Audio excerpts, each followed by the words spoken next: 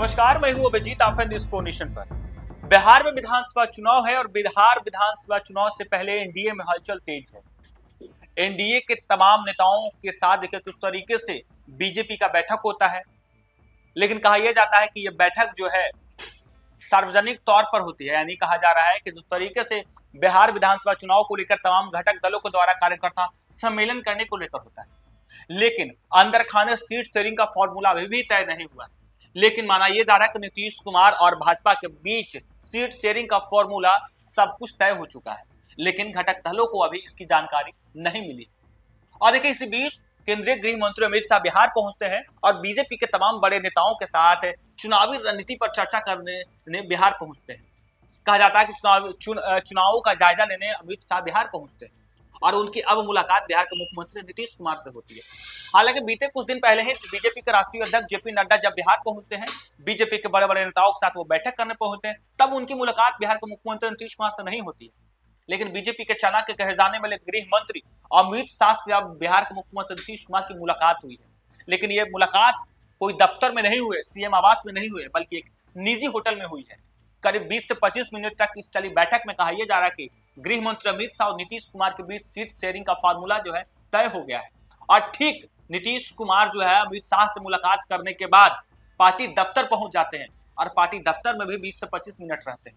और माना यह जा रहा है कि नीतीश कुमार और गृह मंत्री अमित शाह के बीच सीट शेयरिंग के फॉर्मूले पूरी तरीके से तय हो गए। हालांकि यह भी कहा जा रहा था कि जब नीतीश कुमार बीते कुछ दिन पहले 2 दिनों के लिए दिल्ली यात्रा पर गए थे, दिल्ली पहुंचे थे, तब सीट शेयरिंग के फॉर्मूले पर ही चर्चा करने गए थे। और अब खबर पक्की है कि जब पहले जेपी नड्डा पहुंचते हैं और अपने तमाम बीजेपी के नेताओं के साथ बैठक करते हैं, और जब अमित शाह पहुंचते हैं तब अमित शाह की मुलाकात बिहार के मुख्यमंत्री नीतीश कुमार से होती है। तब कहा जा रहा है कि सीट शेयरिंग का फॉर्मूला जो है जदयू और भाजपा के बीच पूरी तरीके से तय हो गई। हालांकि अमित शाह एनडीए के कुंभा को मजबूत करने पहुंचे थे। जिस तरीके से शाहबाद और मगध के इलाके में बीजेपी कमजोर है और उस कमजोर जो है उस स्थिति को मजबूत करने के लिए खुद गृह मंत्री अमित शाह ने मोर्चा संभाला है। पूर्व विधायक, विधान पार्षद, पूर्व विधान पार्षद, सांसद और पूर्व सांसदों के साथ अमित शाह की बातचीत होती है, गहन चर्चा होती है। करीब 20 जिलों के लोगों से बातचीत करते हैं और कहा जा रहा है कि जिस तरीके से बिहार बीजेपी 5 जोन में बांटकर बिहार चुनाव की तैयारी कर रही है, 2 जोन के नेताओं के साथ अब गृह मंत्री अमित शाह की बैठक होती है। और इस बैठक के बाद देखिए किस तरीके से जब बेगूसराय पहुंचते हैं, बेगूसराय में एक जनसभा को संबोधित करते हुए गृह मंत्री अमित शाह राहुल गांधी और तेजस्वी यादव पर हमलावर होते हैं। और अब जिस तरीके से कहा यह जा रहा है कि नीतीश कुमार की मुलाकात गृह मंत्री अमित शाह से हुई है। बिहार विधानसभा चुनाव की तारीखों में महज कुछ दिन ही बाकी हैं, चुनाव की तैयारी तेज है। एक तरफ तेजस्वी यादव लगातार सरकार पर हमलावर है, तो वहीं नीतीश कुमार लगातार बिहार के लोगों को बड़ी बड़ी सौगात दे रहे हैं, बिहार के लोगों के लिए खजाना खोल दिए हैं। बिहार के युवा, किसान, महिला, इन तमाम लोगों के लिए लगातार नीतीश कुमार बड़ी बड़ी योजना की घोषणा कर रहे हैं। और अब बिहार के मुख्यमंत्री नीतीश कुमार की जब मुलाकात गृह मंत्री अमित शाह से होती है, तब कहा यह जा रहा है कि सब कुछ सेट हो गया है और नीतीश कुमार अमित शाह से मुलाकात कर सीधे जदयू कार्यालय पहुंचते हैं। बिहार के मुख्यमंत्री नीतीश कुमार और केंद्रीय गृह मंत्री अमित शाह की उपस्थिति में पटना के एक होटल में जनता दल यूनाइटेड, जदयू और भारतीय जनता पार्टी बीजेपी की राज्य यूनिट की टॉप लीडरशिप के बीच शिखर वार्ता स्तर की बैठक होती है।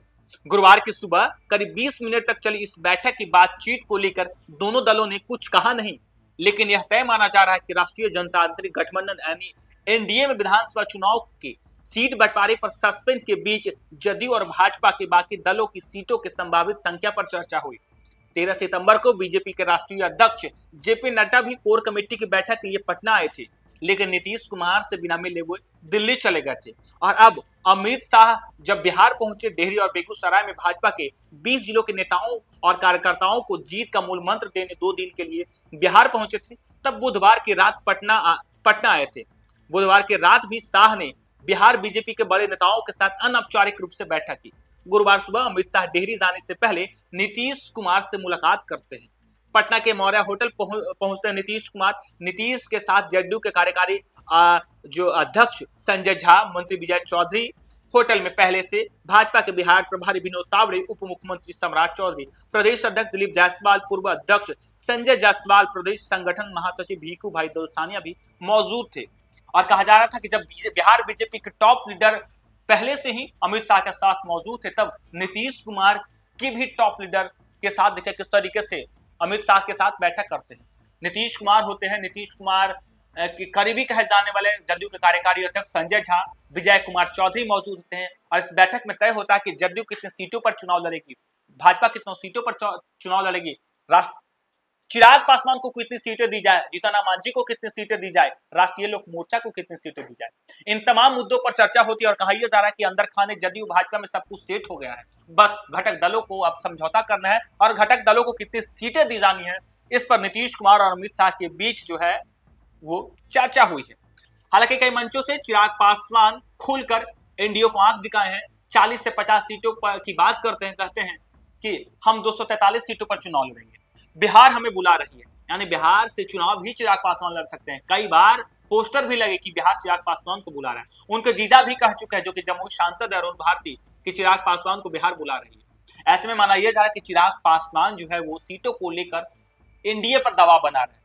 तो अब जीतन राम मांझी ने भी दबाव बनाना शुरू कर दिया है। जिस तरीके से जीतन राम मांझी का बयान आए कि वो 100 सीटों पर चुनाव लड़ सकते हैं, यदि उन्हें 15 सीट कम से कम नहीं मिला तो वे 100 सीटों पर चुनाव लड़ सकते हैं। और इन तमाम मुद्दों को लेकर नीतीश कुमार और अमित शाह की बातचीत हुई है और चिराग पासवान जो खुलकर 30 से 40 सीट मांग रहे हैं, तो वहीं हिंदुस्तानी अवाम मोर्चा के जीतन राम मांझी भी 15 सीटों के लिए करो या मरो बोलने लगे हैं। उपेंद्र कुशवाहा 8 से 10 सीट की अपेक्षा रखते हैं और एनडीए सहयोगी दल को सेल्फ गोल करने के सतर्क कर रहे हैं। तो वहीं मुकेश सहनी 2020 की तरह भी किसी भी दिन महागठबंधन छोड़कर अचानक एनडीए में आ जाएं, इसकी भी संभावना से कोई इनकार नहीं कर सकता, क्योंकि महागठबंधन में भी सब कुछ ठीक नहीं है। कांग्रेस और आरजेडी के बीच सब कुछ ठीक नहीं। कांग्रेस एक तरफ जहां चुनावी तैयारी में अपने उम्मीदवारों का चयन करे, तो वहीं मुकेश सहनी भी लगातार उप मुख्यमंत्री की बात कर रहे हैं कि हम उप मुख्यमंत्री बनेंगे, 40 सीट पर चुनाव लड़ेंगे। लेकिन महागठबंधन में कुछ ऐसा नहीं कहा जा रहा है। ऐसे में देखिए कहा यह जा रहा है कि इन तमाम चीजों पर चर्चा हुई। नीतीश कुमार के मंत्री और बीजेपी के तमाम टॉप लीडर जब मौजूद थे, तब चर्चा ये हुई कि बीजेपी कितने सीटों पर चुनाव लड़ेगी, और भारतीय जनता जदयू कितने सीटों पर चुनाव लड़ेगी। और मुकेश सहनी को लेकर जो बिहार में स्थिति असमंजस की स्थिति उत्पन्न है, तो मुकेश सहनी कई बार आरक्षण की बात करते हैं और कहते हैं कि यदि आरक्षण नरेंद्र मोदी दे तो हम नरेंद्र मोदी की हर बात मानने को तैयार है। ऐसे में माना यह जा रहा है कि महागठबंधन में जब सब कुछ ठीक नहीं, तो 2020 के तर्ज पर एक बार फिर से मुकेश सहनी कहीं ना कहीं एनडीए का रुख कर लें। और ऐसे में कहा यह जा रहा है कि इन तमाम चर्चाओं पर चर्चा हुई और कहा यह जा रहा है कि अब नीतीश कुमार जब जदयू ऑफिस आते हैं और जदयू ऑफिस में उनके जो है मुलाकात जदयू के कार्यकर्ताओं के साथ होती है, और देखिए कुछ तरीके जैसे ही नीतीश कुमार जदयू कार्यालय पहुंच जाते हैं, कार्यकर्ताओं का हुजूम जो है वो मर जाता है। नीतीश कुमार के स्वागत के लिए नीतीश कुमार के नारे लगने लगते हैं।